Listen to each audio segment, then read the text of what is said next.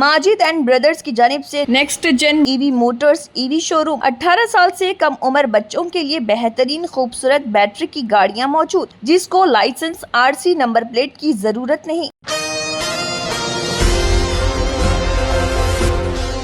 सदर तेलंगाना जागृति व रुकन खानसाज कौंसल बीआरएस कलवाकुंटला कविता ने जगतियाल में वाक़े नवाद दुर्गा मंदिर की तासीस के मौके पर मुनक़्क़दा तकरीब में शिरकत की। इस मौके पर कविता ने मुक़ामी ख़वातीन के साथ पूजा में हिस्सा लिया। मंदिर के पुजारियों ने रिवायती अंदाज में कविता का इस्तक़बाल किया, जबकि ओहदेदारान ने ख़ुसूसी पूजा का एहतमाम किया। इस मौके पर मीडिया से बात करते हुए कविता ने रियासत की कांग्रेस हुकूमत को शदीद तनक़ीद का निशाना बनाया। उन्होंने कहा कि मानसून सीज़न शुरू हो चुका है और किसान रैतु भरोसा स्कीम के तहत इमदाद के मुंतज़िर हैं, मगर कांग्रेस हुकूमत ने इख्तिदार में आने के बाद सिर्फ एक मरतबा ही रैतु भरोसा स्कीम के तहत सिर्फ 60% किसानों को ही इमदाद फराहम की। बाकी 40% किसानों को इमदाद कब दी जाएगी, इस बारे में हुकूमत को वजाहत करनी चाहिए। उन्होंने सवाल किया कि क्या हुकूमत गुज़िश्ता यासिंगी फसल की तरह सिर्फ उन किसानों को इमदाद देगी जिनके पास 3 एकड़ ज़मीन है, या फिर तमाम किसानों को इस स्कीम का फ़ायदा मिलेगा। कविता ने कहा कि कांग्रेस पार्टी ने असम्बली इंतखाबात से कबल किसानों और अवाम से कई वादे किए, मगर इख्तिदार में आते ही तमाम वादे फरामोश कर दिए। उन्होंने इल्ज़ाम आयद किया कि कांग्रेस हुकूमत ने ना तो पेंशन में इजाफा किया, ना ही ख़वातीन को 2500 रुपये माहाना इमदाद देने का वादा पूरा किया।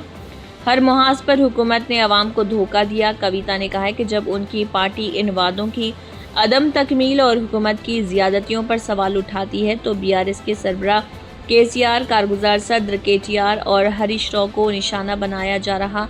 हाल ही में केसीआर से कालेश्वरम मामले पर पूछताछ की गई और केटीआर को एसीबी के सामने पेश होना पड़ा। उन्होंने पुरजोर अंदाज में कहा कि हम इस तरह की हिरासानी से डरने वाले नहीं।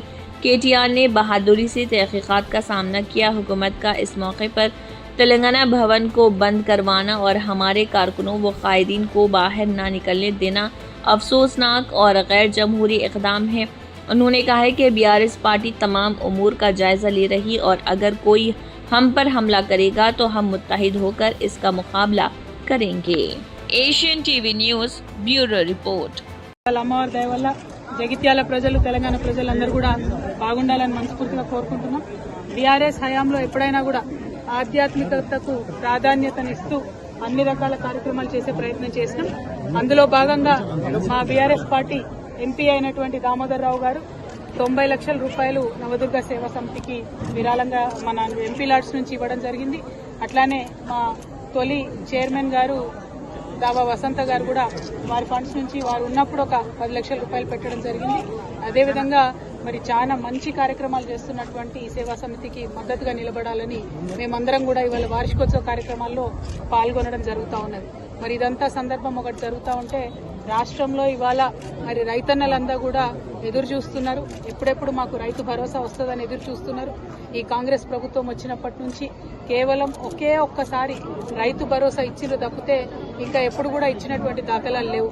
నిన్నగాక మొన్న ఒకసారి ఇస్తున్నామని మాట ఇచ్చిండ్రు, కానీ కేవలం 60% మందికి అంటే 3 ఎకరాల వరకు మాత్రమే ఇప్పటివరకు ఇవ్వడం జరిగింది. మరి 3 ఎకరాల వాళ్ళకే ఇస్తారా, ఆ పైన ఇస్తారా, ఇయ్యరా, ఇస్తే ఎప్పుడు ఇస్తారు? మరి పోయిన సీజన్లో పెండింగ్ పడ్డ వాళ్లకు ఈ సీజన్లో ఆ బకాయిలను ఇస్తారా? మరి ఈ సీజన్లోనన్నా కరెక్ట్గా 100% మరి రైతు బంధు ఇస్తారా అనేటటువంటి విషయాన్ని ప్రభుత్వం ఎవరికి కూడా చెప్పడం లేదు. మరి ఆ అంశాలన్నీ ప్రజలు ఇవాళ అడుగుతున్నారు. 2500 రూపాయలు ఎప్పుడు ఇస్తారు, మాకు పెన్షన్లు ఎప్పుడు ఇస్తారు, మీరు ఇచ్చినటువంటి హామీలన్నీ ఎప్పుడు ఇస్తారు, విద్యా భరోసా కార్డు ఎప్పుడు ఇస్తారని చెప్పి విద్యార్థులు, ఉద్యోగులు అందరూ అడుగుతున్నటువంటి సందర్భం. జాబ్ క్యాలెండర్లు వేస్తామని చెప్పి విద్యార్థుల్ని మోసం చేసి, యువతను మోసం చేసి అధికారంలోకి వచ్చినటువంటి సందర్భం మీ అందరికీ తెలుసు. మరి ఇవన్నీ అడుగుతుంటే కాంగ్రెస్ పార్టీ మీద, ముఖ్యమంత్రి గారి మీద ఒత్తిడి పెరుగుతున్నటువంటి సందర్భంలో భరించలేక రోజొక కొత్త డ్రామా కాంగ్రెస్ పార్టీ చేస్తున్నారు. ఒకసారి కేసీఆర్ గారికి కాళేశ్వరం మీద నోటీసు, ఇంకొక రోజు హరీష్ రావు గారికి నోటీసు, ఇంకొక రోజు ఇంకొక సీనియర్ నాయకుడికి నోటీసు. ఇవాళ మరి కేటీఆర్ గారికి మరి నాకు తెలిసి ఇది 5వ 6వ నోటీసు ఇవ్వడం. ఒకటి నోటీసులు ఇచ్చిన ప్రతిసారి ప్రతి ఒక్కరు ఏదో ఒకటి మాట్లాడి మొత్తానికి ప్రజా సమస్యల నుంచి దృష్టి మరల్చాలే, వాళ్ళు పబ్బం గడుపుకోవాలని చూస్తున్నటువంటి సందర్భాన్ని మనం గమనిస్తున్నాం. నేను ఈ వైఖరిని తీవ్రంగా ఖండిస్తా ఉన్నాను. మేము ఎప్పుడో చెప్పినాం నోటీసులు ఇస్తే పోతాం, జవాబిస్తాం, మేమేం తప్పు చేసింది లేదని మా పార్టీ తరఫు నుండి మా నాయకులందరూ కూడా అన్ని సందర్భాల్లో కూడా చెప్పినటువంటి విషయం మీ అందరికీ తెలిసిందే.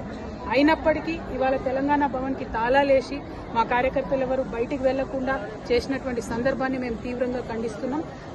మా కేటీఆర్ గారు మరి ఇవాళ విచారణకు హాజరైన ముందే చెప్పినటువంటి విషయమే, హాజరైతామని. అందులో పెద్ద విశేషం ఏం లేదు, హాజరైతాం, విచారణకు సహకరిస్తామని కూడా చెప్పినాం.